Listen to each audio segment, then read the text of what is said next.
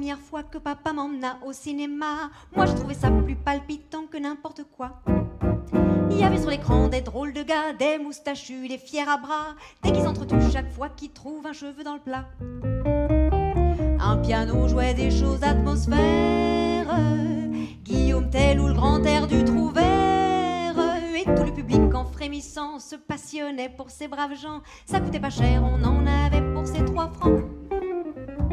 Belle, belle, belle, belle, belle comme le jour, blonde, blonde, blonde, blonde, blonde comme l'amour. Un rêve est passé sur l'écran, et dans la salle obscurément, les mains se cherchent, les mains se trouvent timidement. Gare, gare, gare, gare, la revoilà. Et dans la salle, plus d'un cœur bat. La voiture où elle se croit en sûreté vient de s'écraser par terre avec un essieu cassé. Le bandit va pouvoir mettre la main sur le fric, c'est tragique, nom d'un chien. C'est fini, tout salut, ma mercredi prochain.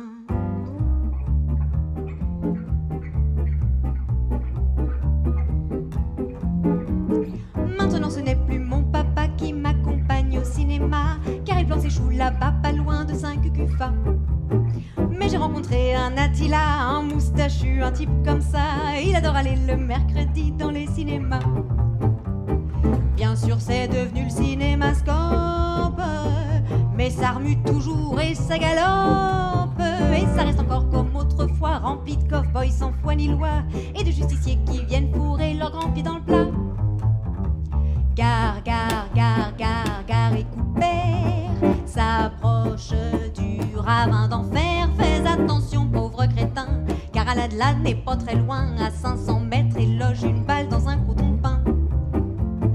Gare, gare, gare, gare, pendant ce temps-là, je le sens qui me prend dans ses grands bras. Le fauteuil où je me croyais en sûreté n'empêche pas cette brute d'arriver à m'embrasser.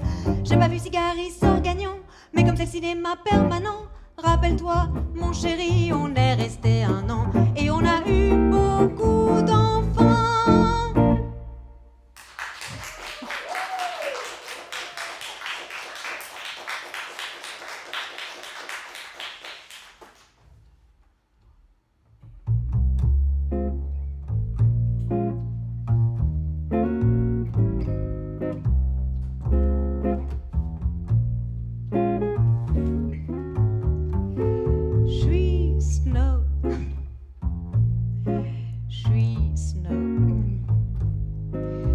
Vraiment le seul défaut que je gobe. Ça demande des mois de turbin, c'est une vie de galérien. Mais quand je sors avec Hildegarde, c'est toujours moi qu'on regarde. Je suis snob, foutrement snob. Tous mes amis le sont, on est snob et c'est bon. Chemise d'organdi, chaussures de zébu, cravate d'Italie et méchant complet vermoulu. Un rubis au doigt, 2 pieds pas celui-là, les ongles tout noirs et un très joli petit mouchoir. Je vais au cinéma, voir des films suédois et j'entre au bistrot pour boire du whisky à gogo. J'ai pas mal au foie, personne fait plus ça, j'ai un ulcère, c'est moins banal et plus cher. Je suis snob. C'est bête. Je m'appelle Patrick, mais on dit... Non, Bob. Je fais du cheval tous les matins car j'adore l'odeur du crottin. Je ne fréquente que des baronnes, oh non, comme des trombones. Je suis snob, excessivement snob. Et quand je parle d'amour, c'est tout nu dans la cour. On se réunit avec les amis tous les vendredis pour faire des snobismes parties. Il y a du coca, on déteste ça, et du camembert qu'on mange à la petite cuillère. Mon appartement est vraiment charmant, je me chauffe au diamant, on peut rien rêver de plus fumant. J'avais la télé, mais ça m'ennuyait, je l'ai retournée. De l'autre côté, c'est passionnant. Je suis snob. Je suis snob. Je suis ravagée par ce microbe. J'ai des accidents en jaguar. Je passe le mois d'août au plumard. C'est dans les petits détails comme ça que l'on est snob ou pas. Je suis snob. Encore plus snob que tout à l'heure. Et quand je serai mort, je veux un suaire de chez Dior. C'est drôle comme les gens qui se croient instruits éprouvent le besoin de faire chier le monde.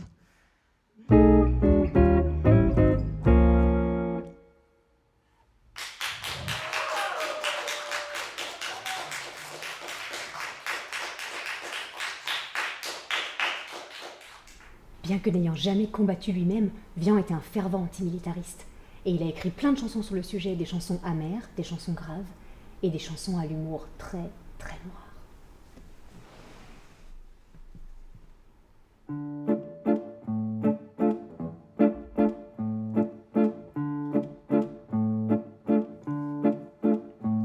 Mon oncle, infâme bricoleur, faisait en amateur des bombes atomiques. Sans avoir jamais rien appris, c'était un vrai génie, question travaux pratiques. Il s'enfermait toute la journée au fond de son atelier pour faire des expériences. Et le soir, il rentrait chez nous et nous mettait en transe en nous racontant tout. Pour fabriquer une bombe à mes enfants, croyez-moi, c'est vraiment de la tarte. La question du détonateur se résout en un quart d'heure, c'est de celle qu'on écarte. En ce qui se concerne la bombage, c'est pas beaucoup plus vache, mais une chose me tourmente, c'est que celle de ma fabrication n'a qu'un rayon d'action de 3,50 m. Y a quelque chose qui cloche là-dedans, j'y retourne immédiatement.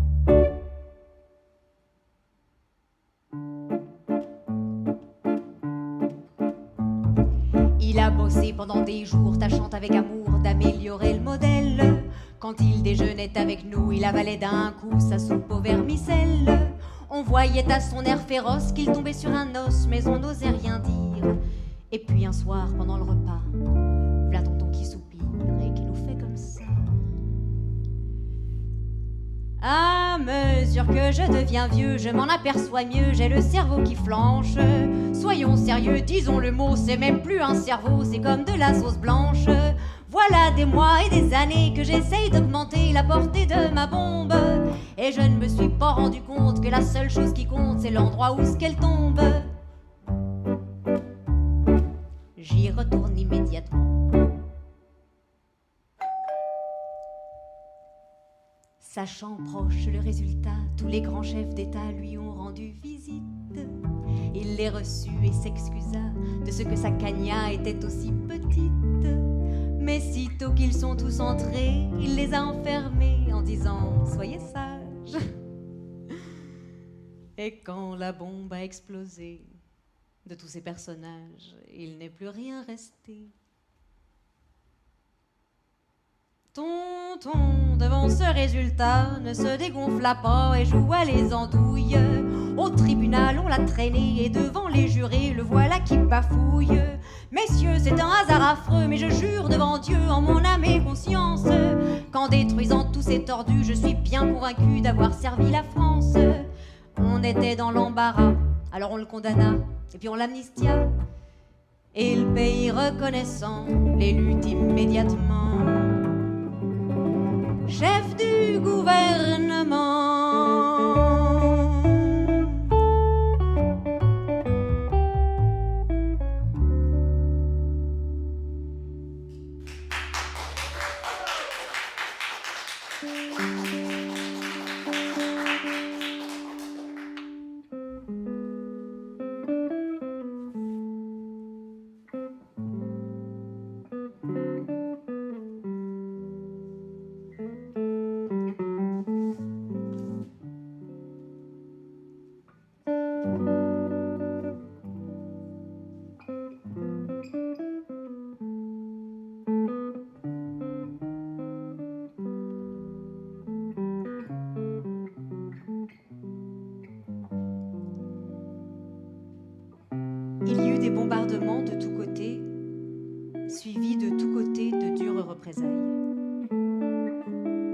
Les rares survivants mouraient sous la mitraille et les corbeaux mangeaient de l'herbe, dégoûtés. Et quand tous les vivants furent morts pour leur bien, la lutte entre les deux se fit plus vive. Et le major pensa de son âme naïve: pourquoi se battent-ils, puisqu'il ne reste rien?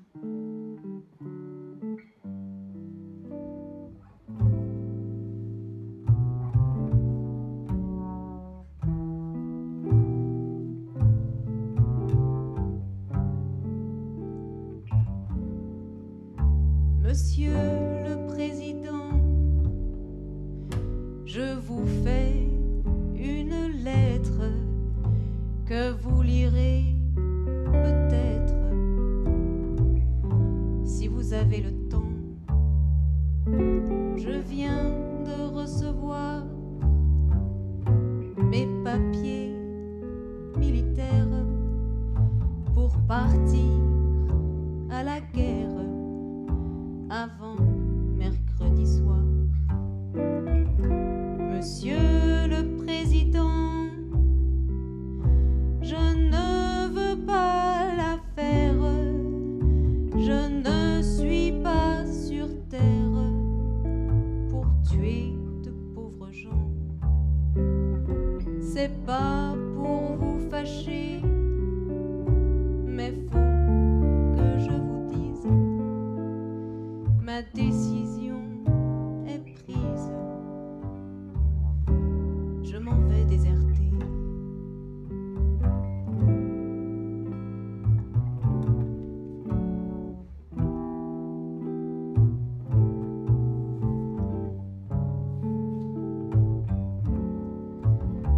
Depuis que je suis née, j'ai vu mourir mon père, j'ai vu partir mes frères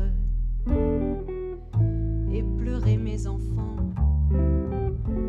Ma mère a tant souffert qu'elle est dedans sa tombe et se moque des bombes et se moque des vers. Quand j'étais prisonnier, on m'a volé ma femme, on m'a volé mon âme et tout mon cher passé. Demain, de bon matin, je fermerai ma porte au nez des années mortes.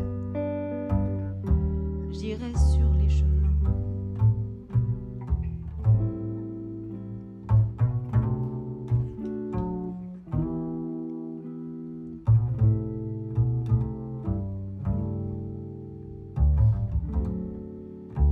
Je m'en dirai ma vie sur les routes de France, de Bretagne en Provence. Et je dirai aux gens: refusez d'obéir, refusez de la faire, n'allez pas à la guerre, refusez de partir. S'il faut donner son sang, allez donner le vôtre.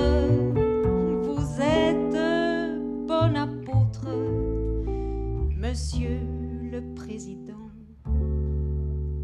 Si vous me poursuivez, prévenez vos gendarmes que je n'aurai pas d'armes et qu'ils pourront tirer.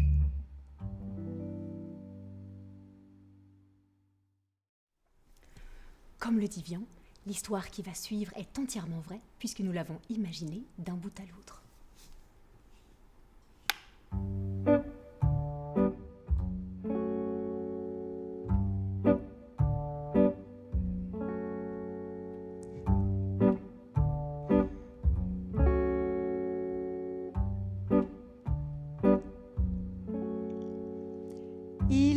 rencontre, elle sourit, c'est épatant.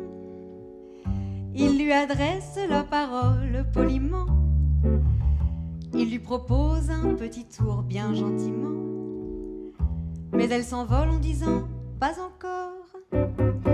Il lui achète une bricole, un petit rien. Puis il l'invite à déjeuner, ça va très bien. Mais aussitôt qu'il veut aller un peu plus loin, elle s'envole en disant pas encore. Ils ont dansé toute la nuit. L'orchestre leur tournait la tête. Elle était là tout contre lui. Il commençait à se sentir un peu bête. Il l'a raccompagnée chez elle ce soir-là. Devant la porte, il l'a serrée entre ses bras. Elle était folle, elle lui a dit monte chez moi. Il est parti en disant pas encore. Eh ben dis donc, on n'est pas rendu. Le lendemain, il se retrouve comme avant. Un peu gêné, un peu troublé, pas trop content.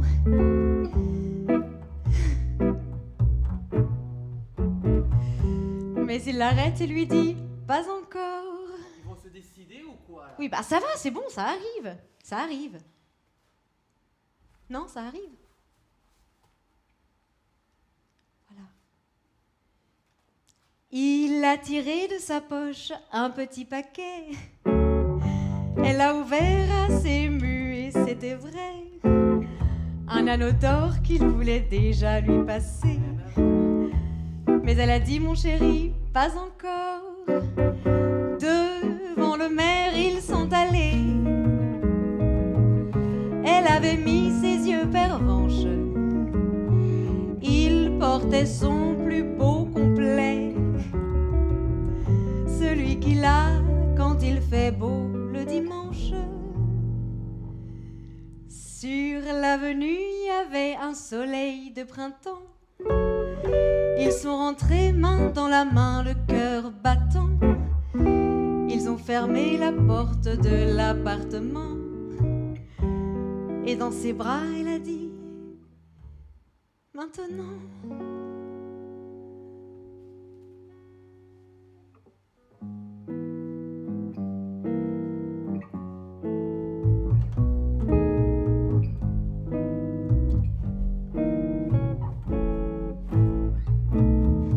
Sans blague, est-ce que tu crois vraiment que ça va durer tout le temps?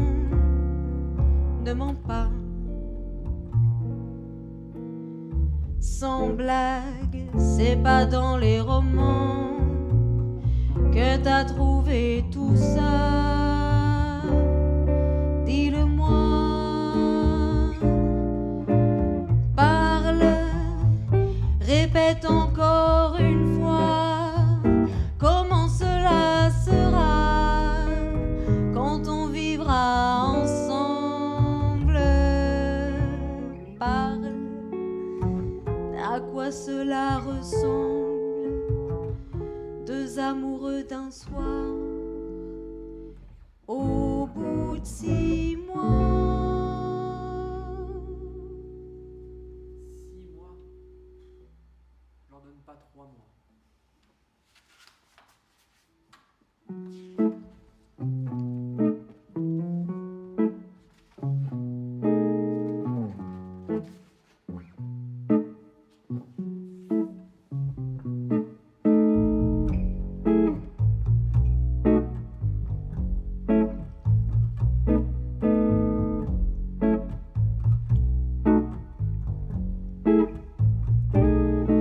Le plus clair de mon temps, je le passe à l'obscurcir.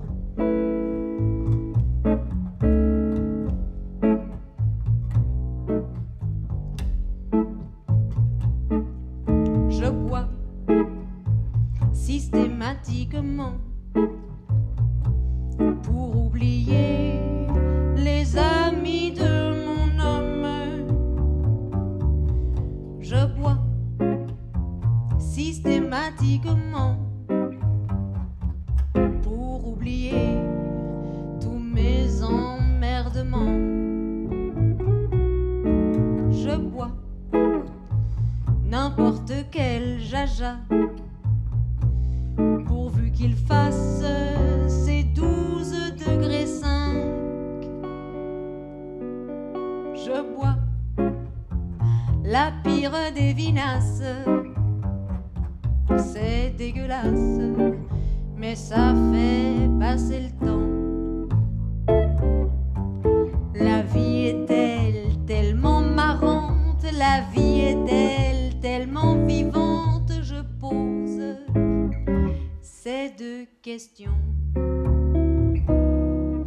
La vie vaut-elle d'être vécue? L'amour vaut-il qu'on soit cocu? Je pose ces deux questions auxquelles personne ne répond. Et je bois systématiquement pour oublier le dernier jour du terme. Je bois systématiquement pour oublier que je n'ai plus 20 ans.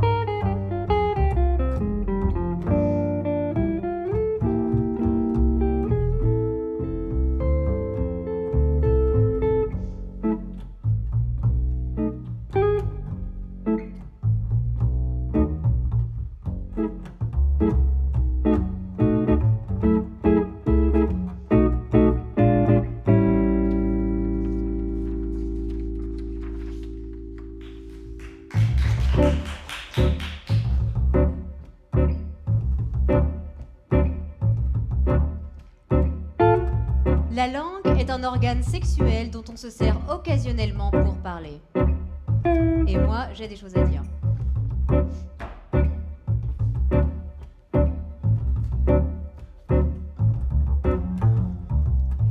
Avez-vous vu un homme à poil sortir soudain de la salle de bain, dégoulinant par tous les poils et la moustache pleine de chagrin?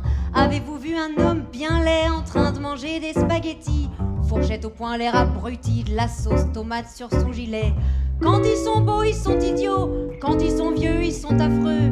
Quand ils sont grands, ils sont feignants. Quand ils sont petits, ils sont méchants. Avez-vous vu un homme trop gros extraire ses jambes de son dodo, se masser le ventre, se gratter les tifs en regardant ses pieds l'air pensif? Vous mariez pas les filles, ne vous mariez pas. Faites plutôt du cinéma, devenez pucelle chez votre papa. Restez pucelle, élevez des singes, élevez des chats, levez la patte à l'opéra, vendez des boîtes de chocolat. Prenez le voile ou le prenez pas, dansez à poil pour les gagas. Soyez radeuse, avenue du Bois, mais ne vous mariez pas les filles, ne vous mariez pas.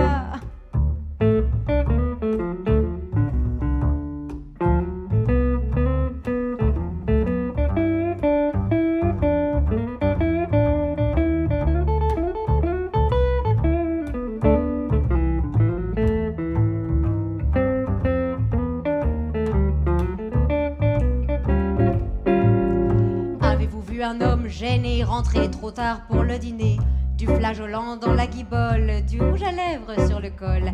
Avez-vous vu au cabaret un monsieur qui n'est plus très frais se frotter avec insistance sur une petite fleur d'innocence? Quand ils sont bêtes, ils nous embêtent. Quand ils sont forts, ils font du sport. Quand ils sont riches, ils gardent l'artiche. Quand ils sont durs, ils vous censurent. Avez-vous vu à votre bras ce maigrichon à face de rat friser ses 3 poils de moustache en vous regardant l'air bravache? Vous mariez pas les filles, ne vous mariez pas.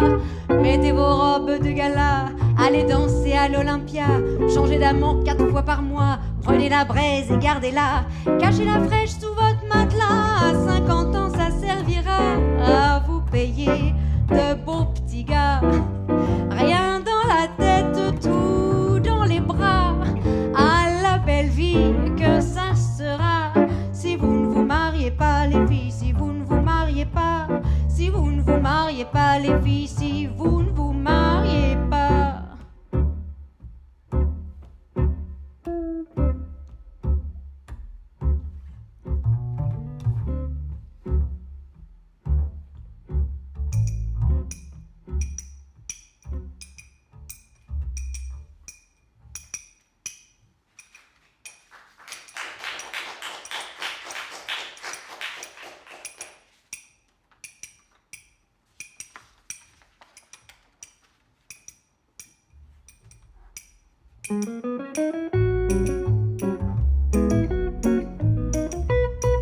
Autrefois, pour faire sa cour, on parlait d'amour. Pour mieux prouver son ardeur, on offrait son cœur. Maintenant, c'est plus pareil. Ça change, ça change. Pour séduire le cher ange, on lui glisse à l'oreille: ah, Gudule, viens m'embrasser et je te donnerai un frigidaire, un atomixaire et un joli scooter et du Dunlopio, une cuisinière avec un four en verre, des tas de couverts et des pelles à gâteau, une tourniquette pour faire la vinaigrette, un bel aérateur pour bouffer les odeurs, des draps qui chauffent, un pistolet à gaufres, un avion pour deux. Et nous serons heureux. Autrefois, s'il arrivait que l'on se querelle, l'air lugubre, on s'en allait en laissant la vaisselle. Maintenant, que voulez-vous? La vie est si chère. On dit rentre chez ta mère et l'on se garde tout. Ah, Gudule, excuse-toi ou je reprends tout ça. Mon frigidaire, mon armoire à cuillère, mon évier en fer et mon poêle à mazout, mon chauffe-savate, mon tabouret à glace, mon repasse-limace et mon chasse-filou, la tourniquette pour faire la vinaigrette, le ratatine ordure et le coupe-friture. Et si la belle se montre encore rebelle, on l'affiche dehors pour confier son sort au frigidaire, à l'efface poussière, à la cuisinière, au lit qui est toujours fait, au chauffe-savate, au canon à patates, à l'éventre tomates, à l'écorche poulet. Mais très très vite, on reçoit la visite d'une tendre petite qui vous offre son cœur. Alors on cède, car il faut qu'on s'entraide, et l'on vit comme ça, jusqu'à la prochaine fois. Et l'on vit comme ça, jusqu'à la prochaine fois. Et l'on vit comme ça, jusqu'à la prochaine fois.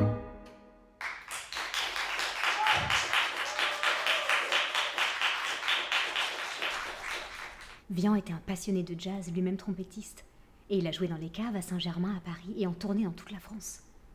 Mais son héros absolu, celui dont il était le plus grand fan, c'est le pianiste, compositeur, arrangeur et chef d'orchestre Duke Ellington, au point qu'il a nommé l'héroïne de son premier roman, L'écume des jours, d'après un morceau arrangé par Duke Ellington. Chloé. Et nous, on va vous raconter la rencontre entre Colin et Chloé.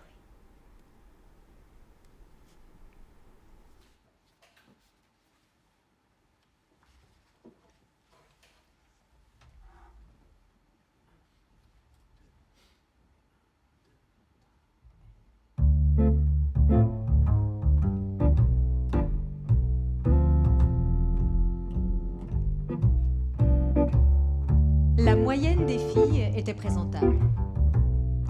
L'une d'elles portait une robe en lainage vert amande avec de gros boutons en céramique dorée et dans le dos un empiècement de forme particulière. Présentez-moi surtout à celle-là, dit Colin. Isis le secoua pour le faire tenir tranquille. Voulez-vous être sage à la fin? Il en guettait déjà une autre et tirait sur la main de sa conductrice. C'est Colin, dit Isis. Colin, je vous présente Chloé. Colin avala sa salive. Sa bouche lui faisait comme du gratouillis de beignets brûlés. Bonjour, dit Chloé. Bonjour. Êtes-vous arrangé par Duke Ellington?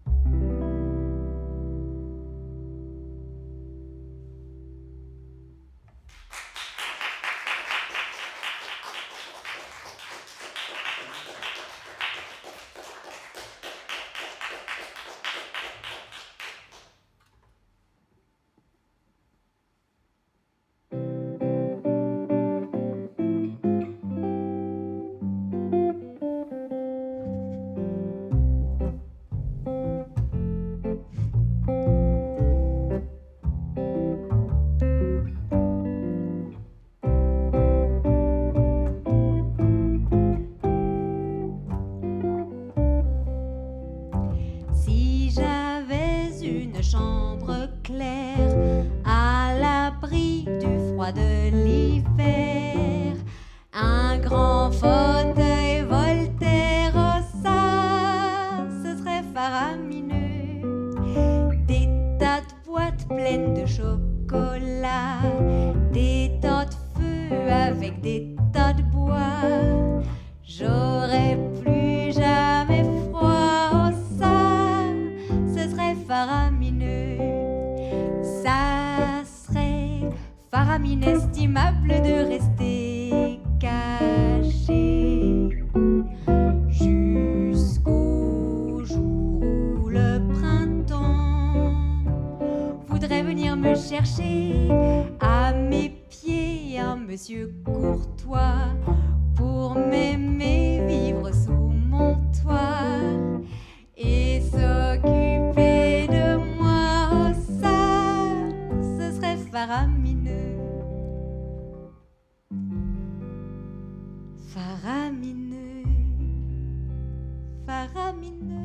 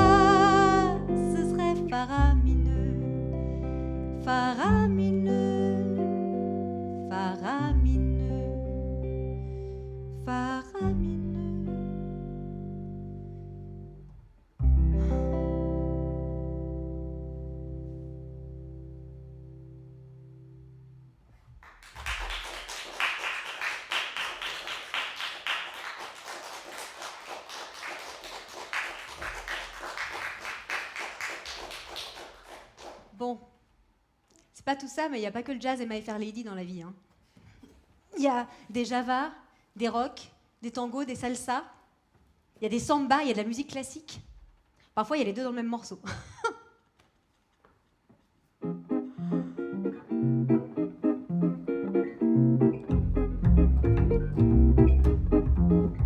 Autant des dorures et des falbalas, les marquis frivoles et les marquises aux frais minois, pour un menu et timide esquissait trois petits pas.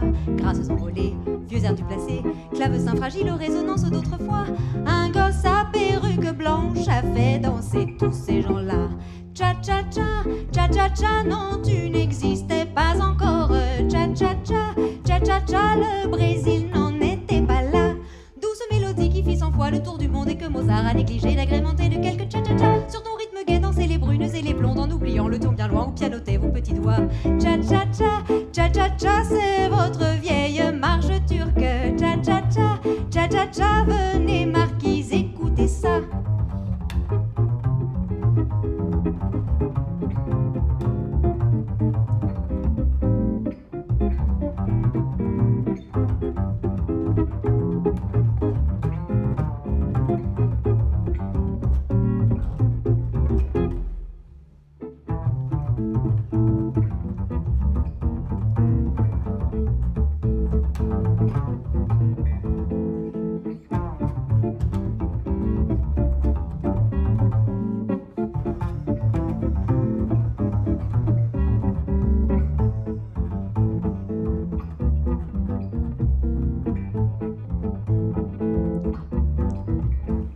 Près d'Istanbul, sous les pergolas, tous les jeunes Turcs s'en vont danser le cha-cha-cha. Et la fraîche odeur des roses vient parfumer leurs ébats. Sous le ciel troublant des nuits de gala, quand un jeune danseur serre une fille entre ses bras, dans les yeux de sa compagne, il sait ce qu'il trouvera. Cha-cha-cha, cha-cha-cha, nuits étoilées sous le Bosphore. cha, drôle de truc turc que ce truc-là. Que ce soit Rio, Paris, New York, les Dardanelles, on ne peut résister longtemps quand on entend venir le cha-cha-cha. Rythme tropical au senteur d'ambre et de cannelle, emporte-nous bien loin de tout, dans l'allégresse et dans la joie. Cha-cha-cha, cha-cha-cha, nuits étoilées sous le Bosphore. Cha-cha-cha, cha-cha-cha, drôle de truc turc que ce truc-là. Cha-cha-cha, cha-cha-cha, oh non vraiment, on n'est pas fort. Cha-cha-cha, cha-cha-cha, Mozart ne méritait pas ça, mais faut bien vivre.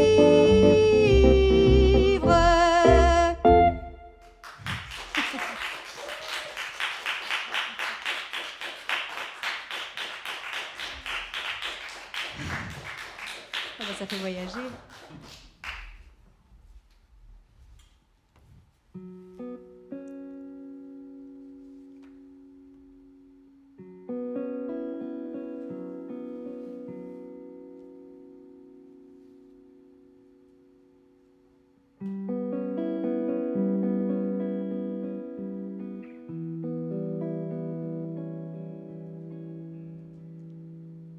Le jardin s'accrochait partiellement à la falaise et des essences variées croissaient sur ses parties abruptes, accessibles à la rigueur, mais laissées le plus souvent à l'état de nature.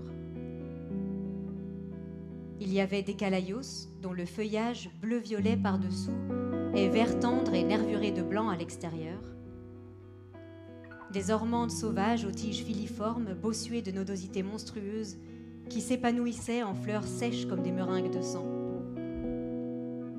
Des touffes de révioles lustrées gris-perle, de longues grappes de garilias crémeux accrochées aux basses branches des araucarias, des cyrtes, des maillanges bleus, diverses espèces de bécabunga dont l'épais tapis vert abritait de petites grenouilles vives, des haies de corps-marins, de canaïs, de sancières, 1000 fleurs pétulantes ou modestes terrées dans des angles de roc, jaillissantes de partout.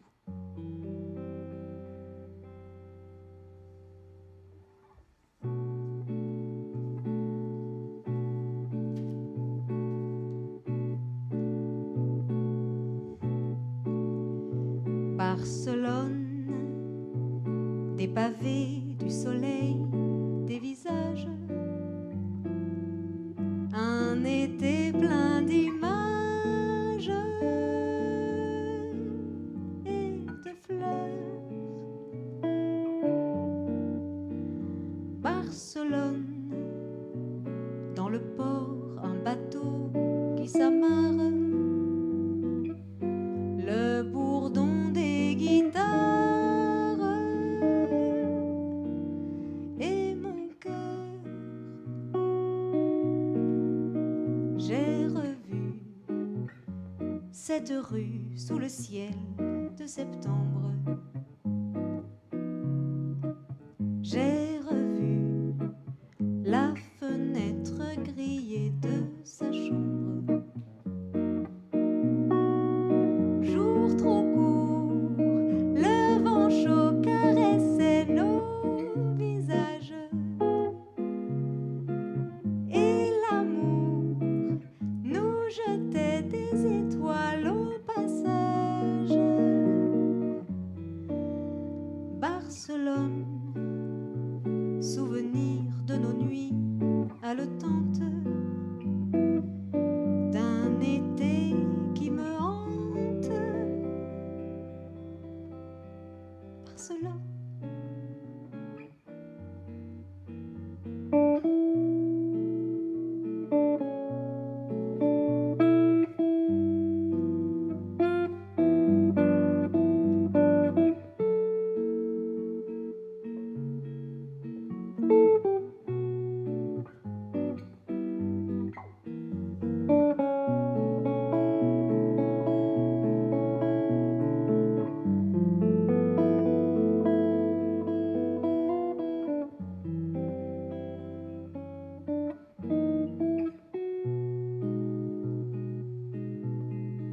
Ce matin, je reviens dans la rue douce et triste. Le chemin m'a mené jusqu'au banc de jadis. Et soudain,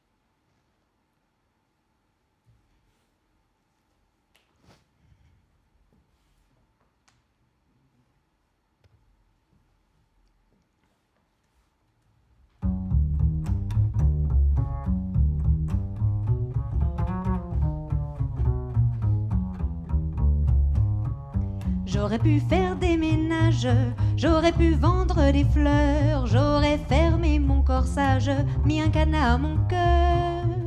J'aurais eu une vie facile, des enfants et du respect, une jeune bonne, un Jules en ville, mais il y a un mais. J'aime pas les robes à scandale, ni les diamants. J'aime pas les promenades à cheval, j'aime pas l'argent. Les bagnoles qui coûtent 3 briques, les parties de chasse en Afrique, les petits dîners de son couvert, à quoi ça sert? J'aime pas les cuisses de grenouille, j'aime pas le whisky, j'aime pas les plages où ça grouille, j'aime pas le ski. Qu'il fasse beau, qu'il tombe des lances, chaud ou froid, moi je m'en balance, parce que je vous l'avoue en somme, j'aime que les hommes.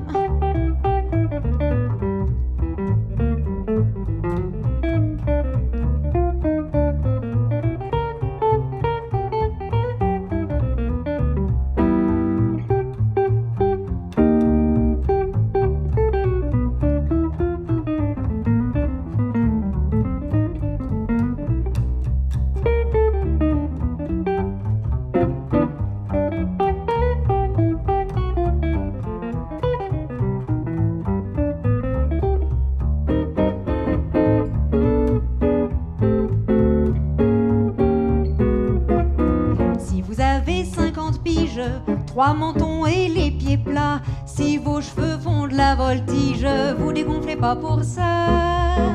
Ne déposez pas les armes, ne pleurez pas le passé, ne regrettez pas vos charmes, faut pas être complexé. Moi j'aime pas la pêche à la ligne, j'aime pas le billard, j'aime les jazz bands hot ou swing, j'aime pas le caviar. M'amuser avec des cubes, faire des bulles avec un tube, ou jouer au petit corbillon, je trouve ça pas bon.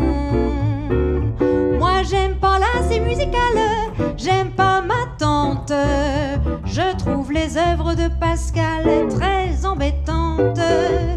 Allez voir l'hippopotame, malgré moi ça me fiche la rame, parce que je vous l'avoue en somme, j'aime que les hommes, j'aime que les hommes, j'aime que les hommes.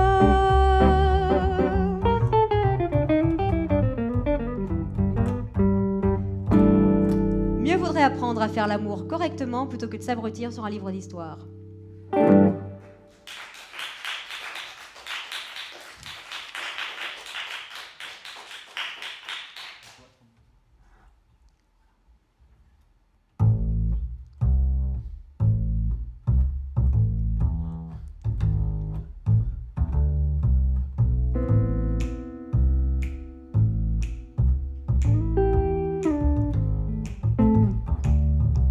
Jamais je ne pourrais te dire tous les faits que tu me fais.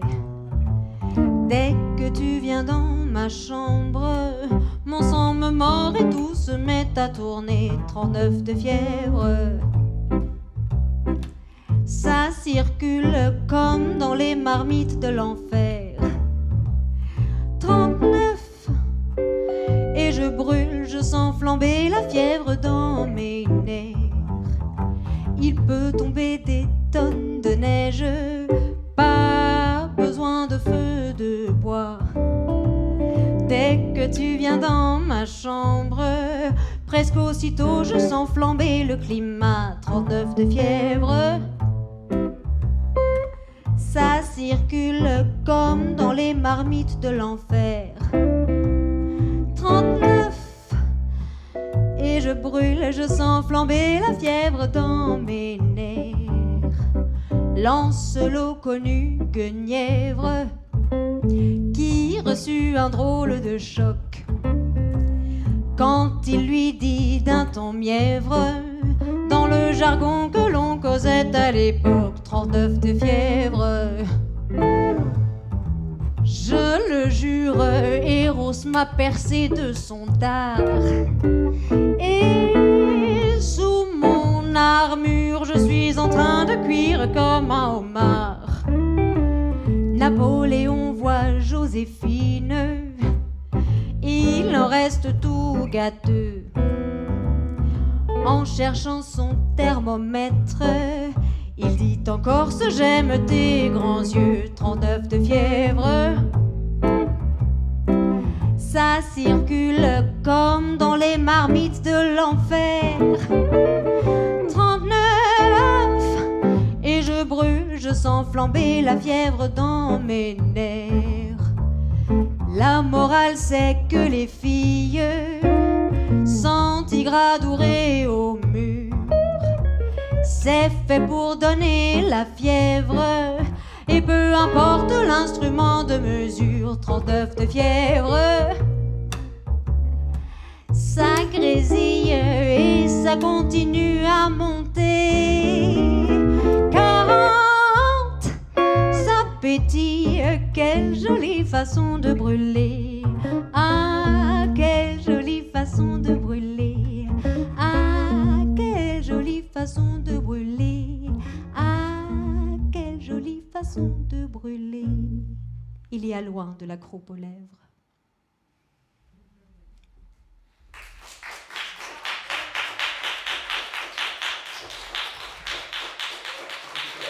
Merci. Merci. Petit salut. Merci.